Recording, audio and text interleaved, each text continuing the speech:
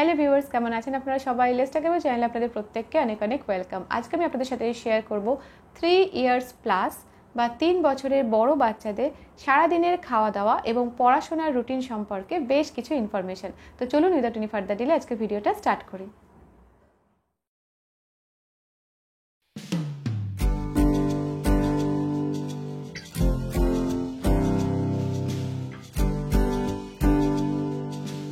বছরের বড় বাচ্চাদের বা 3 বছর থেকে 4 বছর বয়সী বাচ্চাদের সারাদিনের খাওয়া দাওয়া কেমন হতে পারে, তাদের পড়াশোনার রুটিনটা কেমন হতে পারে, সেই সম্পর্কে বেশ কিছু ইনফরমেশন পরপর আপনাদের সাথে শেয়ার করছি। আই হোপ এর থেকে আপনাদের অনেকটাই হেল্প হবে। তো ফার্স্টে আপনাদের সাথে শেয়ার করি, এই 3 বছর বাচ্চাদের বয়স হয়ে গেলে মোটামুটি এই সময় থেকে বাচ্চাদেরকে আমরা স্কুলে পাঠাই। সেটা বাচ্চা যদি স্কুলে যায় তাহলে তো একটা রুটিনের মধ্যে বাচ্চাকে আনতেই হয়, সেই মতন আমাদের কাজ করতে হবে টাইম ঠিক করে করে। যদি বাচ্চা স্কুলে নাও ভর্তি হয়ে থাকে এই বয়সে, সেক্ষেত্রেও আপনি আপনার মতন করে একটা এমন রুটিন সেট করুন যাতে বাচ্চা যখন যে ওই বয়সে বাচ্চাদের যেই টাইমটায় স্কুলে থাকার কথা বা যেই টাইমটা স্কুলে নর্মালি থাকে বাচ্চারা, সেই টাইমটাতে আপনি বাড়িতে বাচ্চাকে কিছু এনগেজমেন্ট বা কিছু পড়াশোনা দিয়ে ব্যস্ত রাখতে পারেন। তো ফার্স্টেই বলি, মোটামুটি এই বয়সী বাচ্চাদের ক্ষেত্রে বাচ্চাদের যতটা সকাল সকাল পারা যায় তুলে ফেলা উচিত বা তুলে ঘুম থেকে তোলা উচিত। সেটা 6:30 হতে পারে, 7টা হতে পারে।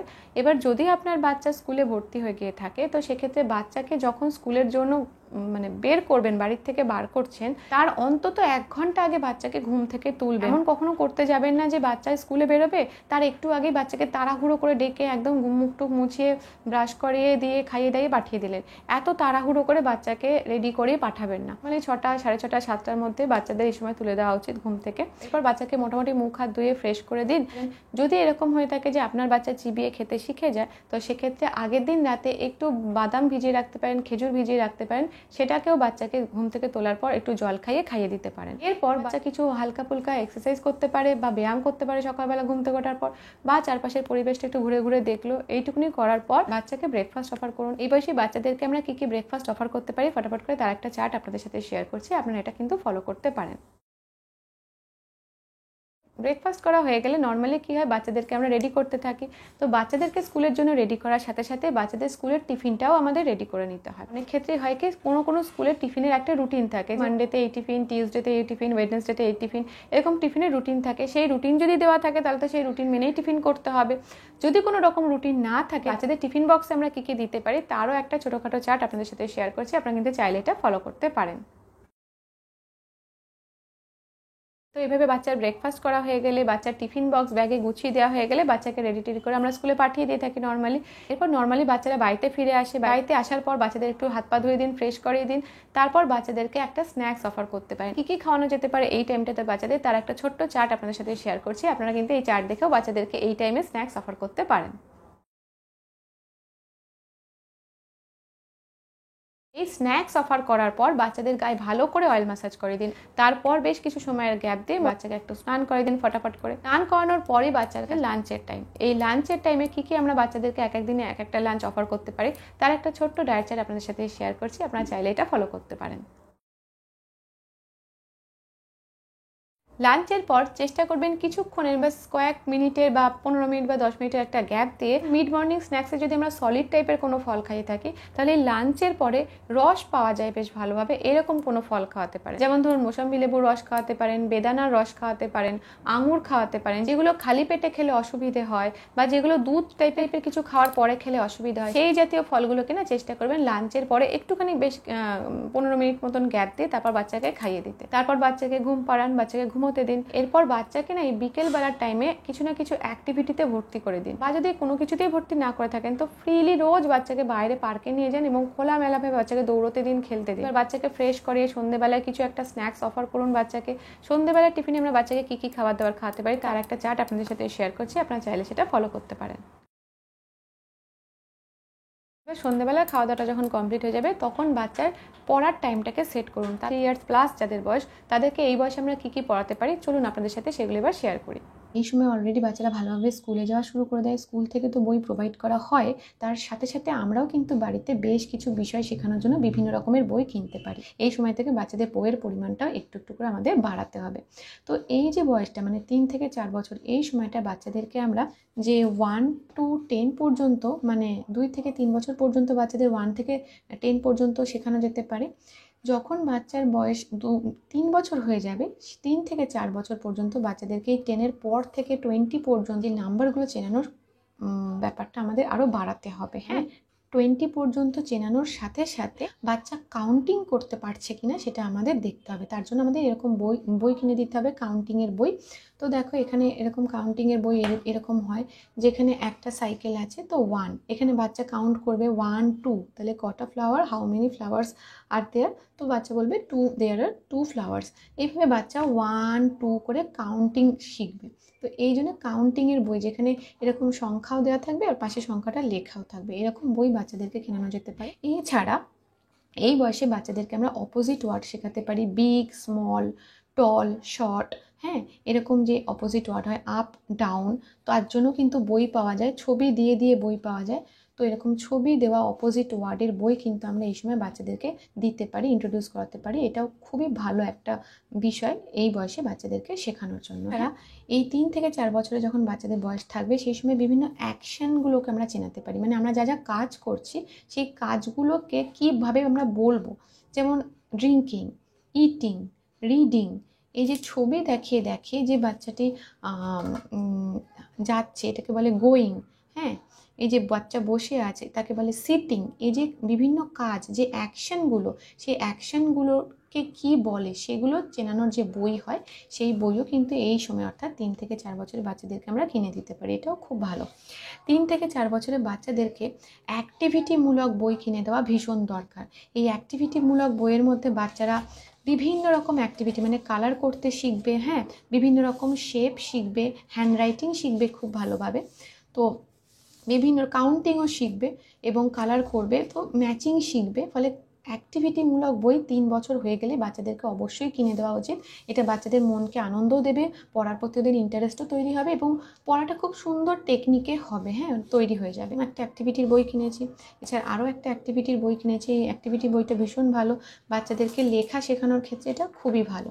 তো বাচ্চারা বিভিন্ন লাইনগুলো টানবে, হ্যাঁ, স্লিপিং লাইনগুলো, হ্যাঁ, স্ট্যান্ডিং লাইন, এই সমস্ত কাজগুলো এখানে করতে পারবে। বাচ্চা পেন্সিলের মুভমেন্ট ভালো করে শিখবে।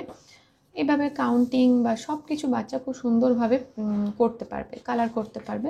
তো এই রকম বইগুলো কিন্তু তোমরা বাচ্চাদের, মানে এইরকম অ্যাক্টিভিটিমূলক বই বাচ্চাদেরকে কিনে দিতে পারো। দেখো এখানে হ্যান্ডরাইটিং শেখানোর খুব সুন্দর ব্যবস্থা আছে। তো এই ধরনের অ্যাক্টিভিটিমূলক বই কিন্তু 3 থেকে 4 বছরের বাচ্চাদের জন্য ভীষণই ভালো। মোটামুটি সন্ধ্যেবেলাতে বাচ্চাদেরকে এই সমস্ত বইগুলো, এই সমস্ত বিষয়গুলো আমরা পড়াতে পারি। যদি মনে করে থাকেন সামনেই বাচ্চাকে স্কুলে ভর্তি করাবেন, তো সেক্ষেত্রে আগের থেকেই বাচ্চাকে তো প্রস্তুত করতে হবে, তার জন্য কিন্তু এই বিষয়গুলো বাচ্চাকে পড়াতে পারেন। তো দেখো আমি একটা এরকম খাতা করে নিয়েছি এবং এর মধ্যে পরপর লিখে রেখেছি যে কী কী শেখাতে হবে বা কী কী শেখানো হয়েছে। যেগুলো অলরেডি আমার ছেলে শিখে গেছে সেগুলোর পাশে আমি টিক চিহ্ন দিয়ে দিয়েছি। তোমরাও চাইলে একটা এরকম খাতা করে নিতে পারো এবং তার মধ্যে পরপর লিখে রাখতে পারো যে কী কীভাবে এগোতে হবে বা কী কী বাচ্চাকে শেখাতে হবে। ওকে, তো এখানে মেনলি যে বিষয়গুলো শেখাতে হবে সেই মেন বিষয়গুলোকে আমি A, B, C এভাবে এরকমভাবে বড় করে ইংলিশে লিখে রেখেছি, D, E, F, G।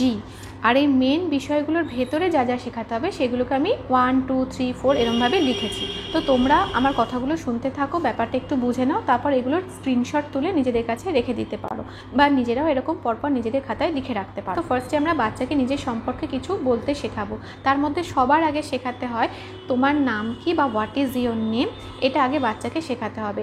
এই যে কোশ্চেনটা শেখানো বা এর উত্তরটা শেখানো, এটা কিন্তু 1.5 বছর বাচ্চার বয়স হয়ে গেলে তখন থেকেই শেখাটা শুরু করা যেতে পারে। তো বাচ্চাকে শেখানোর সময় তোমার নাম কি বলে সাথে সাথে বাচ্চার নামটা আমাদেরকেই বলতে হবে, বা হোয়াট ইজ ইয়োর নেম বলে সাথে সাথে বাচ্চার নামটা আমাদেরকেই বলতে হবে। এভাবে শুনতে শুনতে বাচ্চার এটা মনে থেকে যাবে। একইভাবে শেখাতে হবে তোমার বাবার নাম কি বলে বাবার নামটা সাথে সাথে আমাদেরকেই বলে দিতে হবে। ইংলিশটা শেখানোর সময় what is your father's name বলে সাথে সাথে নামটা আমাদের বলে দিতে হবে। এইভাবে বাচ্চার শুনতে শুনতে একসময় বাচ্চার মুখস্থ হয়ে যাবে এবং প্রশ্নটা করলে বাচ্চা উত্তরটা দিতে পারবে। এখানে মায়ের নামের ক্ষেত্রেও তাই। বাড়ির ক্ষেত্রে না, বাড়ি কোথায় বললে বাচ্চার বাড়ি যে থানার আন্ডারে আছে সেই থানার নামটা বললে ভালো হয়। তাহলে কি, যদি কোনো কারণে কোনো বেবি হারিয়ে গিয়ে থাকে, চট করে যদি বাচ্চাকে জিজ্ঞাসা করা হয় সে কিন্তু সেই থানার নামটা বলতে পারে এবং সেই নামটা শুনে খোঁজ করতে অনেক সুবিধা হয়। এই 3টে কোশ্চেন এইভাবে বাচ্চার বয়স যখন 2 থেকে 3 বছরের মধ্যে থাকবে তখন বাচ্চাকে শেখানো যেতে পারে। এরপরে অন্যদেরকে সম্বোধন করতে শেখানো, যেমন hi, hello, bye bye, tata, এগুলো মোটামুটি বাচ্চার বয়স 1.5 বছর হয়ে গেলে এগুলো বাচ্চাকে শেখানো যায়। এরপরে আসে হচ্ছে গুড মর্নিং বলা, নমস্কার করা, গুড নাইট বলা। এই ব্যাপারটা কিন্তু 2 থেকে 3 বছরের মধ্যে বাচ্চাকে শেখানো যেতে পারে। এরপরে যে ব্যাপারটা আসে সেটা হচ্ছে বিভিন্ন বস্তু, প্রাণী ইত্যাদির নাম বাংলায় এবং ইংরেজিতে শেখানো। এবার এই ব্যাপারটায় পরপর আসে হচ্ছে বিভিন্ন রকমের সবজি বা ভেজিটেবলসের নাম, এগুলো বাংলায় ইংরেজিতে একসাথে শেখানো স্টার্ট করে দিতে পারো। বিভিন্ন প্রাণী বা অ্যানিমেলসের নাম, এগুলো বাংলা ইংরেজিতে, পাখি বা বার্ডসের নাম, এগুলো বাংলা ইংরেজিতে একসাথে শেখানো স্টার্ট করে দিতে পারো। বিভিন্ন আসবাবপত্র, বাড়ির যা যা আসবাবপত্র হয়, যেমন ফ্রিজ, খাট, যা যা আর কি হয়, দরজা, জানলা, এগুলো সব কিছুই ইংলিশ বেঙ্গলি একসাথেই বাচ্চাকে শেখানো যেতে পারে। বিভিন্ন রকম ফলের নাম বা ফ্রুটসের নাম, চাঁদ, সূর্য, তারা, মেঘ, বৃষ্টি, এগুলোকে সবগুলোকেই বাংলায় কি বলছে, ইংলিশে কি বলছে, এই যে ইউনিভার্স সম্পর্কে বিভিন্ন বেসিক ধারণাটা বাচ্চাকে দেওয়া যেতে পারে। যানবাহন মানে ট্রান্সপোর্ট ভেহিকলস যেগুলো আছে, যেমন ট্রেন, সাইকেল, অটোরিকশা, বাস, তো এইগুলো মোটামুটি বাচ্চাকে 1.5 থেকে 2 বছরের মধ্যে শেখানো যেতে পারে। এরপর আসে হচ্ছে আকার বা শেপস, বিভিন্ন রকমের রং বা কালার। 2 থেকে 3 বছর যখন বাচ্চার বয়স থাকবে সেই সময় আমরা এগুলো শেখানোর প্রচেষ্টা নিতে পারি। এরপর আসে হচ্ছে দেহের বিভিন্ন অঙ্গ প্রত্যঙ্গ বা বিভিন্ন বডি পার্টস। এই যে দেহের বিভিন্ন অঙ্গ প্রত্যঙ্গ, এগুলো কিন্তু বাংলাতে খুব সহজেই অল্প, মানে যখন বাচ্চার মোটামুটি 1 বছরের কাছাকাছি বয়স থাকে বা 1 বছর হয়েছে এরকম সময় থেকেই বাচ্চাকে বাংলাতে বিভিন্ন অঙ্গ প্রত্যঙ্গ, যেমন তোমার মাথা কোনটা, তোমার চোখ কোনটা, তোমার কান কোনটা, এগুলো বললে বাচ্চা দেখাতে পারে। তো বাংলাতে এগুলো তুমি 1 বছর হয়ে গেলেই শেখাতে পারো। আর ইংলিশে কিন্তু আরেকটু পর থেকে, মোটামুটি বাংলা এবং ইংলিশ মিলিয়ে প্রায় 1 থেকে 3 বছরের মধ্যে বাচ্চাকে এই বডি পার্টসগুলো বা দেহের বিভিন্ন অঙ্গ প্রত্যঙ্গগুলো চেনানো যেতে পারে। এবার আসি হচ্ছে এ থেকে জেড পর্যন্ত বলতে পারা। এটা মোটামুটি 2 বছর বাচ্চার বয়স হয়ে গেলে তারপর থেকে আমরা এই প্রচেষ্টাটা নিতে পারি। মানে বাচ্চা এ, বি, সি এভাবে পরপর একটু একটু করে বলতে শিখবে, একবারই তো পুরোটা পারবে না। আচ্ছা, এরপর হচ্ছে 1, 2, 3, 4 এইভাবে বাচ্চা 1 থেকে 10 পর্যন্ত যেন কাউন্ট করতে পারে। এই প্রচেষ্টাটা আমরা শুরু করতে পারি 2 থেকে 3 বছরের মধ্যে। তো এই যে ব্যাপারগুলো আছে না, যেটা আর কি মেন হচ্ছে এই সি পয়েন্টের মধ্যে যা যা রয়েছে, এইগুলোর প্রায় বেশিরভাগই আমার ছেলেকে আমার শেখানো হয়ে গেছে, এবং আমি কিভাবে শিখিয়েছি ওকে সেই সম্পর্কে আমি একটা ভিডিও তোমাদের সাথে শেয়ার করব, তাতে হয়তো তোমাদেরও কিছুটা হেল্প হতে পারে। তো এরপর আসে হচ্ছে অ, আ, হ্রস্বই, দীর্ঘই, এইগুলো মানে স্বরবর্ণ যেগুলো আছে সেইগুলোকে বলতে শেখা, যেমন অয় অজগর আসছে তেরে, আয়ামটি খাবো পেরে, এইগুলো মোটামুটি বাচ্চার বয়স 2 থেকে 3 বছরের মধ্যে থাকলে তখনই বাচ্চাকে এগুলো শেখানো শুরু করা যেতে পারে। এরপরের যে ব্যাপারটা আসে সেটা হচ্ছে ইনস্ট্রাকশান দেওয়া, মানে যেমন যেমন বলা হচ্ছে সেই মতন কাজ করতে দেওয়া। যেমন স্ট্যান্ড আপ বললে বাচ্চা দাঁড়াবে, সিট ডাউন বললে বাচ্চা বসবে, গিভ মি বলে যা কিছু যদি বলা হয়, give me the bottle, give me the book, এভাবে যদি কিছু ইনস্ট্রাকশান দেওয়া হয় বাচ্চা সেগুলো করতে পারছে কিনা এগুলো দেখা। বাংলায় মোটামুটি বাচ্চারা যদি বাংলায় বলা হয় ইনস্ট্রাকশান, বাচ্চারা সেই ইনস্ট্রাকশান ফলো করে মোটামুটি 1.5 বছরের মধ্যে সেই কাজগুলো করতে পারে। ইংলিশে করতে হয়তো একটু সময় লাগবে, যদি একই সাথে কেউ ইংলিশ বাংলা দুটো শেখানো শুরু করে দেয় ছোটোর থেকেই, তাহলে কিন্তু ব্যাপারটা অনেক ইজি হয়ে যায়।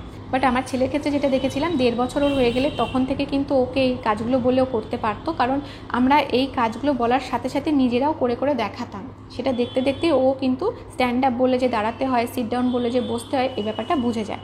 আচ্ছা, এর পরের ব্যাপারটা যেটা আসে সেটা হচ্ছে রাইম বা কবিতা অথবা কোনো রকম গান 2-3 লাইন বলতে শেখা। এটা একটা কালচারাল পার্ট, সেটা যে কোনো টাইপের গান, ইংলিশ গান হোক বা রবীন্দ্রসঙ্গীত হোক, যে কোনো গান যদি বাচ্চা করতে পারে তো সেটা বেশ ভালো। 2 বছরের পর থেকেই ট্রাই করতে পারি। বাচ্চার বয়স 2 বছর হয়ে গেলে বাচ্চাদের হাতে পেন্সিল ধরতে দেওয়া উচিত এবং সেই পেন্সিল দিয়ে দাগ কাটতে দেওয়া, গোল করতে দেওয়া উচিত। তারপর বাচ্চাকে একটা ফ্রি টাইম দিন, যে টাইমটাতে বাচ্চা নিজের মতন খেলবে, খেলাধুলা করবে, বাবা মায়ের সাথে সময় কাটাবে। এরপর বাচ্চাকে ডিনার অফার করুন। ডিনারে আমরা বাচ্চাদেরকে এক দিনে কী কী খাবার দাবার খাওয়াতে পারি তার একটা ছোট্ট চার্ট আপনাদের সাথে শেয়ার করছি, আপনারা চাইলে এটা ফলো করতে পারেন। ব্যাস, এবার ডিনারের পর বাচ্চাকে একটু ঘোরাঘুরি করতে দিন, একটু হাঁটতে দিন, বাচ্চাকে এবার বিছানা করতে বলুন, বিছানা রেডি করতে আপনাকে সাহায্য করতে বলুন, এবং তারপর আস্তে আস্তে মোটামুটি 10টা, 10:30টার মধ্যেই বাচ্চাকে একটা বেড টাইম দিয়ে দিন এবং তারপর বাচ্চাকে ঘুম পাড়িয়ে দিন। তো এটাই হলো 3 বছরের থেকে শুরু করে 4 বছর বয়স পর্যন্ত, মানে এই 3 ইয়ার্স প্লাস বেবিদের সারাদিনের খাওয়া দাওয়া এবং পড়াশোনার একটা রুটিন। যদি আপনাদের ভিডিওটা ভালো লেগে থাকে তাহলে একটা লাইক করবেন, শেয়ার করবেন, সাবস্ক্রাইব করবেন আমাদের চ্যানেলটা, আমাদের চ্যানেলের সঙ্গে অবশ্যই অ্যাটাচ থাকবেন। Thank you.